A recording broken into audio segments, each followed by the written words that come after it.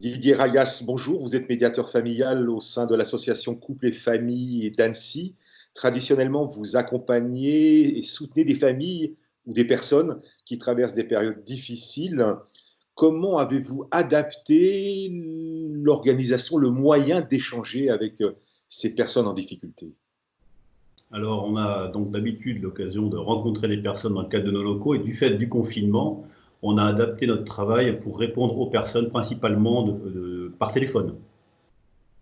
Ces appels sont parfois douloureux, tendus. Alors, oui, c'est vrai que contrairement à d'habitude, ce sont des personnes qui relatent les difficultés dues à la pression du confinement et à tout ce que ça peut renvoyer en termes de ressenti et de dysfonctionnement et de tension familiale.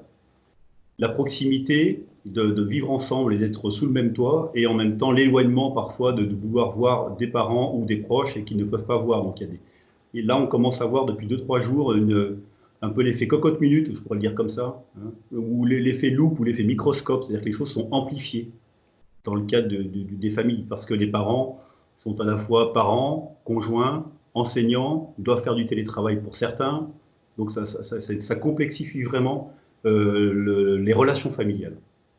Comment pouvez-vous leur apporter de l'aide? Vous êtes aussi confiné.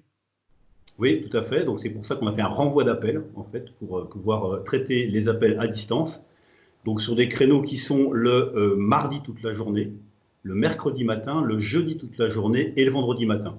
En dehors de ces plages horaires, nous avons un répondeur que nous interrogeons à distance. Et puis nous avons aussi nos mails que nous pouvons pareil regarder à distance, hein. Donc quand je dis 11, c'est-à-dire qu'il y a aussi la secrétaire qui est associée, une collègue médiatrice familiale et puis les conseillers et les thérapeutes qu'on peut appeler en cas de besoin. Toutes les situations sont différentes. Oui, on a rencontré par exemple des situations de parents qui sont confrontés, ou une mère avec sa fille confrontée aux tensions avec son beau-père et que la fille veut aller chez son père, confinée ailleurs. C'est comme ça que nous les présentent les personnes. On a eu aussi la situation d'un père de famille qui quittait son domicile juste avant le confinement et qui n'arrive plus à voir son petit garçon. Une mère de famille aussi avec sa petite fille qui, pareil, a été quittée à encore d'autres situations, mais et qui le soir, la petite fille est angoissée depuis qu'elle ne voit plus son papa. Donc il y a tout des aménagements comme ça, des temps de discussion à favoriser pour que les parents puissent ensuite prendre du recul, de la distance. Et nous proposons de l'écoute et nous tâchons de les aider à clarifier la situation, à prendre du recul et puis surtout à contextualiser cette parenthèse et vraiment introduire ces tensions c'est une parenthèse. Donc comment négocier, comment aménager le temps et les relations pendant cette période-là. Le conseil que vous pouvez donner aux familles pour les aider pendant cette période de confinement, c'est de repenser la famille. Ça peut être ça. En tout cas, de reprendre le temps de rediscuter, peut-être de se retrouver aussi pour dire à quoi on est confronté et comment on fait face.